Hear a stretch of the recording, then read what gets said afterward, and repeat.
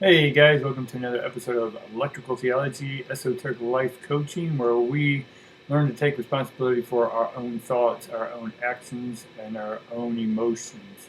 We've been talking recently about the grids, or the secret grids, the universal grids. We talk about remote viewing. We talked about the esoteric coming into the exoteric, meaning that we don't have to go outside ourselves and look for stuff. We just need to tap inside. Right? But our first steps is that we have to deal with what's inside of us or what we believe to be inside of us. And we talk about belief systems are just something of the past. Right? Belief systems, if you have a belief system, where did you get it from? Well, from something other than right now. So if it's from other than right now, then it's either in the future or in the past. So if you're in the past, then that's ruled by the ego. The ego cannot make up any new information. It can only re-loop the old information, right? And so and that's the external life. We cannot create anything from in the external life without our internal self choosing to. Right? And so this life coaching here is basically helping you take responsibility for that it's you who's going to create your life, nobody else. Yes, we can have others cohabitate and create and co-create and all that good stuff, but if you're waiting around for everyone, if you're waiting around for everyone else to create your life for you, then you're going to live their life and not your life. And when you're ready to break out of that and go within and deal with what you've put inside of you, which is where the universe is being created, is being created from you, inside of you, and it goes outside of you. Think about this for a moment, right? Something's coming out of us, so that means something has had to come in us, right? We talk about the vortex, right? All creation comes out of a vortex. The earth, there's a vortex in the middle. Inside of you, there's a vortex. There's billions of little vortexes called that. And that is constantly taking in energy, and then according to your thoughts, it then creates a organization or an order or a pattern, right? That then when you focus upon and swirl and twirl within your head, then it becomes what we call a reality, right? Or in this real sense, right? In this natural world. This natural world is just a parallel world to the etheric and the astral realms. And we've talked about that. Some will continually talk about it. Each one of these steps within these realms are these stages. And within the stages, there's 7 steps. And again, this is all generic information because there are actually 8, 9 steps. There's a whole lot, but we got to keep with the basics, right? When you learn to ride a bike, you don't start off doing Superman's flying off the seat and or flying off the bike and grabbing the seat with your hands and whatnot. Or you don't start skateboarding by doing an ollie right off the bat. You got to start at a basic fundamental step, understanding balance, understanding the medium for which you are choosing to ride on, be it a skateboard, a bike, or whatever, a car. And it's no different. We're beginning to, for the first time, understand that your body is a vehicle, just like a skateboard, a bike, or car. And so this space vehicle, right, is floating around space. Think about this for a moment. Where are you? Right? That's what we talked about here. Where? Where are you? Right? Let's sort of bring it up here. Where are we? Right? When and where are we? Who are you? Right? And then we looked at, okay, how can we start taking in, since we're a vortex, what can we take into our vortex? So then when we're ready, we're going to take action and send it out of us into the external world. Right? So this esoteric world is just a parallel world that's coming from other worlds. This is the extension. If you take liquid, pure liquid in the bubbles, and you put your wand in the bubble and you blow in that, then you create the bubble. Right? We are in this earth based, we are in a bubble. Right? We live metaphysically, if you will, inside a bubble that's inside a bubble with inside another bubble. And these bubbles are just energy recreating itself or recreating, right? And this recreation or recreating is for you to constantly recreate your life, not be complacent and blame others because your life's not turning out how you want it to be. So we have to start taking action, right? In the last step, we talked about how to take in, open up, mature. And we talked about what motivates you, what amuses you in this life, right? And this is defining who we are. So now we're on this realm, we're on the physical realm, or the physical mechanical realm, and within the physical mechanical realm, we are in the physical stage. So here we have the stages. So what I have right here in front of you is just a breakdown of this, right? A basic grid. Now we can take this out 7 paces or 9 paces, but again, we're just keeping it simple for right now. Just one section just represents one little section. Right? Just like we drew the grid here, we're going to draw the grid on this one next. Right? So once you understood remote viewing and how to move your energy and then be there with your energy, right? Don't separate the heart and the mind, bring them together, because one's an observer and one's an action oriented, right? One's a will, one's an action. And to make the proper moves, we have to have the wisdom. Now, we talked about this in probably 20 episodes ago, is that the will, wisdom, and action. If you want to look that video up, and we talk and break down the will, wisdom, and action, but the will and the action cannot communicate with each other unless they have wisdom. And how did we get to wisdom? Well, we had to start with discipline, right? And this is what we'll talk about today, is this is discipline, right? Taking action, authority. You got to take authority over your ship. You're the author of your ship, authorship. You're going to recreate and create the life that you want. Not from a selfish standpoint, but a selfless standpoint. We want to create what works for us, what we want to do, what makes us have fun, not what everyone else wants and expects from us. Right, so once we have that discipline, we gain more knowledge. The more knowledge we get, the more disciplined we become in understanding who we are and taking the course and moving forward with what we want out of this life. And once we get that, then we end up with understanding. We have an understanding of how things are beginning to work. And through working with understanding, then we become aware of what's happening around us. And then we can use critical thinking, we can use rationale, reasoning. And just because the mainstream is telling us one thing, we can use our rationale and our real eyes, which comes after awareness, which is realize. We use our real eyes. We can see and discern for ourselves that just because the mainstream is telling us one thing, our eyes on that TV, glued to that TV, you're going to get sucked into that reality. Your brain doesn't know the difference. But if you step away from that false reality, you can then see what's really happening around you and not buy into mainstream perspectives. Now, there's nothing wrong or right with these perspectives.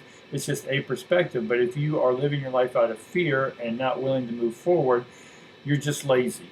And yes, I said that. You are lazy because you're not willing to take and learn for yourself and take action and take responsibility for those actions and outcomes and behaviors, right? It's too easy to blame and fault the government, right? It's too easy to blame gods and devils, parents, right?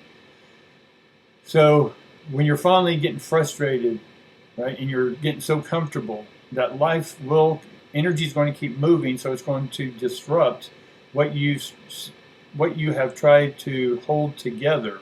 But space or energy within space moves. It does not stand still. So if you're trying to create a standstill life based on fear and mainstream perspectives, then you just have to admit to yourself that you're lazy and you're not willing to move forward because you're using the excuses that, oh, it's scary, or what if something happens, or whatever.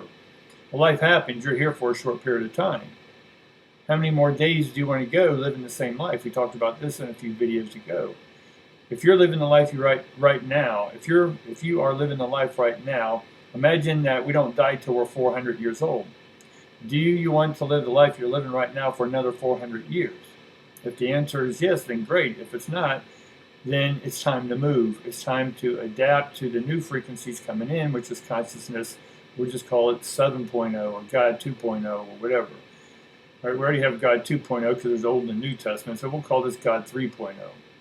Right? It's a new energy that's coming in, and if you don't flow with it, it will disrupt or demagnetize your entire existence as you know it on the health, wealth, and love front. That makes sense? All right. So now that I've called you lazy, and again, I don't know any of y'all. I'm just giving you information. Take it, leave it, trash it, don't care. But if it resonates with you, if it's sticking with you, then like, subscribe, notification, all that good stuff, guys. But let's look at this, what we have here. There is no ing in change, and we briefly touched on this on a video a while back. You're either going to change or you're not, right? Yes, we can. There is a process of changing, but if you keep saying, if you're trying to change your health, or you're trying to exercise, for example, right, or you're trying to take some more educational classes, and you keep putting it off and putting it off and putting it off, because I guarantee you that if you're lazy, you're going to keep creating excuses to come to you. Right? Last video I talked about depressed people look for situations that continually keep them depressed. Angry people are always looking for situations where they can be angry. Right? They want to blame others for this depression, anger, sadness, whatever this emotion is. It's just energy and motion. And they're looking for, so they're always seeking out opportunities to validate what they are, which is their own truth about who they are, which is depressed, angry, or any of these other labels you want to put on it. But really, it's just how they are bringing in energy and motion. The energy that they're saying, I want to bring in, is just depressed ions.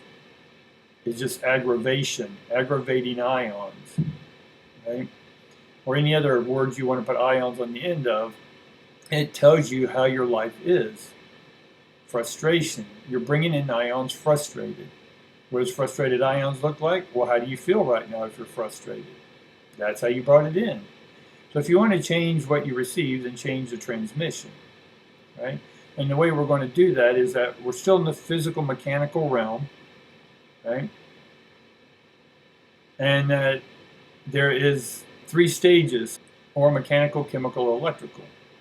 Now look very close where I have AL hyphenated here, because we talked about this being EL, AL, ULs, or any of these L's at the end of a word is God.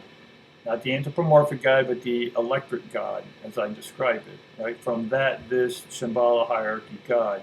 God then creates the 7 frequencies or consciousnesses, which in that is the anthropomorphic God. Right? It's the same place for making animals and plants and all that good stuff. I did a video on that. Each one of these is trinities. And so there's health, wealth, love, health, wealth, love, health, wealth, love. So today's video is about taking action. If you're tired of being lazy, which means that if you are using excuses or justifying, you're lazy. You're just not willing to take the action needed to change your life. You're waiting for something, someone else to change it for you. And I will guarantee that energy is always moving, and energy will change your life drastically, or however you need it to be so that you can move. So, mechanical, it's mechanical God, AL, mechanical God, a chemical God, and an electrical God. So if God creates everything, it has to use electricity, chemicals, and machinations.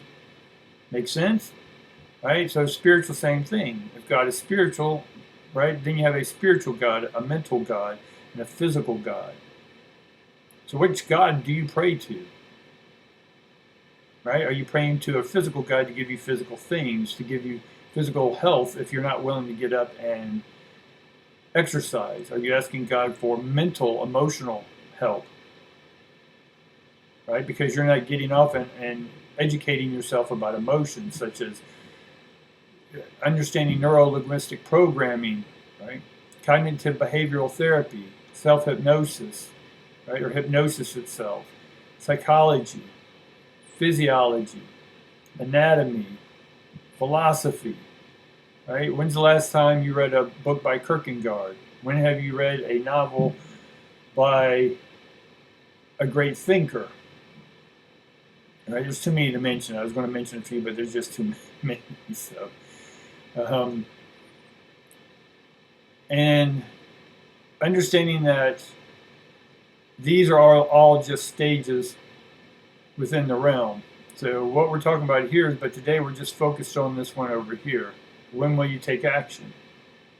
Right? What excuses are you making? See, you're creating, you're making, creating, making, same word. So what are you making? How's your life? You're the chef of your own life. You're creating and bringing together the chemicals, the electricity, and the machinations, right? The mechanisms to create your life. You're making your life, right? So if you don't like what you're making, change the recipe. How do you change the recipe? By going beyond your belief system. Go beyond the past into the present, the unfolding moment. And in the physical mechanical energy that I want to bring in, this God energy I want to bring in, not from the anthropomorphic God, but from the electrical God. Right? The electrical God is what creates this realm, right? There's an old saying, God created man, and then man created God, right? Or God created man, or man created God, then God created man, however you want to say it. But no matter what, if you believe that there's a creator beyond you, that's going to answer your prayers. And we talked about this before, where if you have mother and father issues, again, mother is reception, father is your transmitter that we've been talking about electrically. They are the representations, the building blocks for you to transmit and receive from the universal divine circuit yourself. And we talked about the universal divine circuit a little bit, and we'll talk about that in another video. But if you have issues with father that you perceive that wasn't resolved, again, what you perceive to be resolved or unresolved with your father is your perception. It's not your father's. Right? It's yours and your issues with father, your perception of father. I'm not blaming or faulting here. I'm just telling you, are you ready to take responsibility for the thoughts that you thought about your father? I'm not trying to tell you that your father was mean, abusive, any of this stuff, right? And I'm trying to get you to understand is that what were your thoughts around that? And if they were horrific, or okay, or somewhere in between, right? Take responsibility that how you perceived it, right? The outside influence of father is one thing, but how you thought about that influence is on you, right? And again, when I'm saying it's on you, it's not a fault or blame, victim, prosecutor, or any of that type of stuff, right? It's just getting you to move energy from where it's been, right? So if you've been blaming father for 20, 30, 40, 50, 100 years, even if they're not here and you're still blaming them and living a life according to your father's will, then you haven't made a move, right? You're still using an excuse, right? One of my clients I had a long time ago, the father had been dead for 20 years, but still ran his life as if father was here. He wouldn't do certain things because father wasn't approved. And when we had a conversation with him, he finally understood and took responsibility that it's always been his thoughts and why he didn't want to move forward, because he thought he would mess up. Because every time he messed up with his father, right, he would get punished. He would get punished. And so he didn't want to make a move in life because he had that subconscious thought running around in his head that he would get punished. Now, that's not to say he didn't get punished, right? But after his father was gone, he wasn't punished. The father wasn't there to punish him anymore. But he was still acting as if the father was going to punish him. So the father energy, if we didn't resolve or solve anything with that, then you're going to pray to a masculine deity or a father god. You'll pray to that anthropomorphic father god to give you what in your life that you didn't or perceived not to get from your father. And the same is true about the mother. If you have mother issues, then whatever you didn't get from mother, then you're going to have a tendency to be praying to a feminine god and looking for that nurturing that you may have not gotten from mother and father or whatever. So hopefully this is making a little sense here, guys. So this energy here is more father energy. And this energy is about, are you tired of being overweight? Do you keep complaining about it? If you complain about something more than once, then it's up to you to do something about it. If not, just stop complaining. Nobody wants to hear you complaining. Right? The world, there's people in the world that have real excuses to complain. Right? And if you do, great. But if you want to get out of those situations, then you have to create new thoughts. You have to be open, as we did with the stage before. Right? We had this stage we talked about yesterday. And today we're just talking about, now that you've taken that thought in, what do you want to do with it? Are you willing to do something different? And again, we're on the physical realm, physical stage, mechanical stage. This is more about your bone, body, blood, work, money, that type of stuff, relationships. So if you want to begin exercising, then start exercising. There's no aiming. You're either going to wake up tomorrow and say, okay, I'm going to start exercising. I don't care if it's just going out and walking around. If you don't get out of the house every day, then you just get out of the house. That's exercise. Right? Go to the park and just walk. It doesn't mean you have to go super speed or anything. Just get out and walk. It's exercise. Right? But if you're not doing that, if you say, oh, my mother called, she wants me to go do something for her, then that's up to you. That's on you at that point. Because again, you're always going to create subconsciously, because they're already there to begin with, to be lazy for whatever the reason, that if someone calls, then you're more apt to say, oh, because you don't want to work out for whatever that reason is, then you're just going to always do what the other person, place, or thing wants you to do. That makes sense? So you'll always find an excuse. One of my clients, she always wanted to fly. She started flying, but then her mother got ill, so then she stopped flying. Long story short, her mother died, and I finally said, after her grieving period, and I said, hey, you want to start flying again? She goes, oh, yeah, I'm going to start flying. Well, she gets a call from a friend of a friend whose mother's sick, so then she's like, oh, I got to go take care of my mother's friend's friend type thing. I'm like, so you're not going to fly. Right? So there's always going to be someone or something to come into your existence to see if you really want what you want. Are you passionate? Right? We talked about, is this going to amuse you? Is your life going to be fun and inspiring? Right?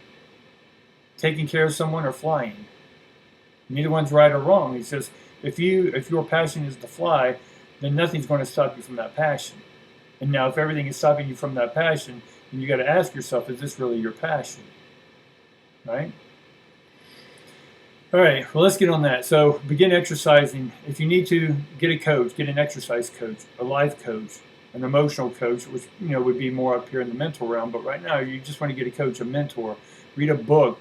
Start reading books. That's a physical act. Read books on the topic of which you want to become better at. If you don't know how to do something, today's internet and libraries, there's no excuse why there's not information. There's information everywhere for you. Right? Again, laziness. If you want to be rich, then read and act like rich people. If you want to be poor, then read and act like poor people, right? And in between, right? You will hang around those who you are, right? The 5 most people that you hang around, the 5 most topics you talk about are you, right? So what are you talking about all day? Are you complaining, whining, bitching? Or are you inspired and getting others inspired and motivation and having fun? And those are the kind of people you are going to attract. Right? Like attracts like, and like also will attract opposites. That's why this coaching is that if you're sad, depressed, whatever this is, you can't get something going, a business going, then they're going to help you. They're going to hold you accountable to take action. And if you make all these excuses and you really don't want to take action, you're okay being lazy, and that's okay. Admit that you don't want to fly. Admit that you don't want to exercise. Admit that you just want to be lazy. And accept laziness, love laziness. There's nothing wrong with laziness. There's nothing right about laziness, right? But if you wake up every day and bitching about changing something, but you never change it, you're just lazy, all right? And fear is laziness. All fear is laziness. Why are you in fear? Because you don't understand what it is you're afraid, right? If you don't understand, you fear it. So if you're afraid of snakes, then go pick up all the books on snakes. Go to a nature preserve and understand snakes.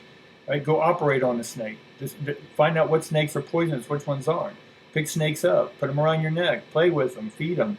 Right? Then you'll be no longer afraid of snakes. That makes sense? Or anything in life, right? Immerse yourself in that which you are afraid of. Right?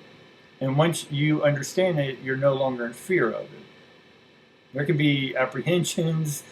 If you want to start martial arts, there's always an apprehension because the first time you get hit in martial arts, you're apprehensive to go back in the ring. But the more you do it, the more you get adapted to that, and pain is just secondary, right? The first few hurt, and then the rest sort of just numb you out, and you keep going, right? The first time you land a plane solo, right, you're scared shitless, but the more you start landing, the more you practice, the more airtime you get, right? The more sorties you do. Right? Whatever this is for you, the more hours you log, the more comfortable you get. Right? And when you get comfortable, then another scenario will come up where it's a horrific wind coming and you have to do a crosswind landing. Right? And that could be scary. Right? So there's just a whole lot of things within flying that if you want to make excuses, then you won't fly. Then you weren't really motivated to fly. Right? You didn't want to learn and gather the information needed to understand fully how to deal with flying or crosswinds or whatever. Making sense? All right, so learn multi-dimensional stuff. Read about this stuff. Watch videos about this stuff. Learn about multi-religions. Learn all about the religions. If you want to know about your religion, if you still choose to be in a religion, then study other people's religions, not from a right or wrong, but just study and compare and contrast if you need to.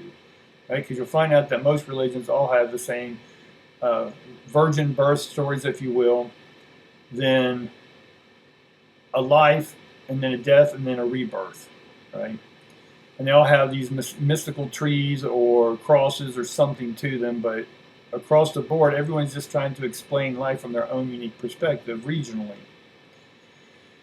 So folklores, myths, any of this stuff, the more you learn about this stuff, is the more educated you get, the more you're not afraid to take a move, because now you have understanding and you have awareness because of the education, which came from the knowledge, which came from the discipline and the choice. You said, I'm no longer going to be fearful. I'm no longer going to be lazy. I'm ready to take action.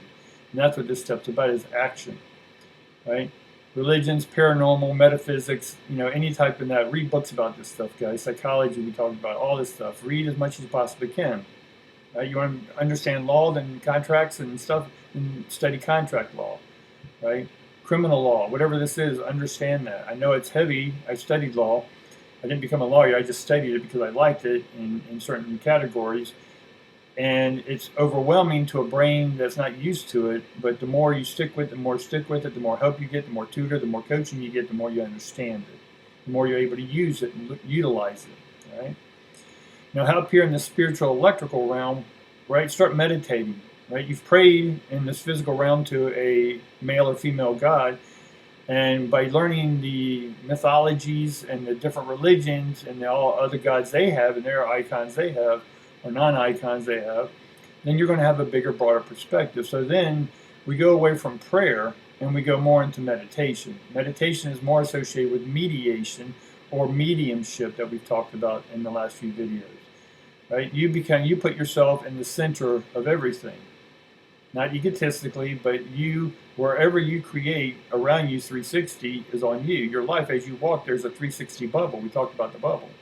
So as you walk around life, you have this electromagnetic bubble around you that attracts and repels things.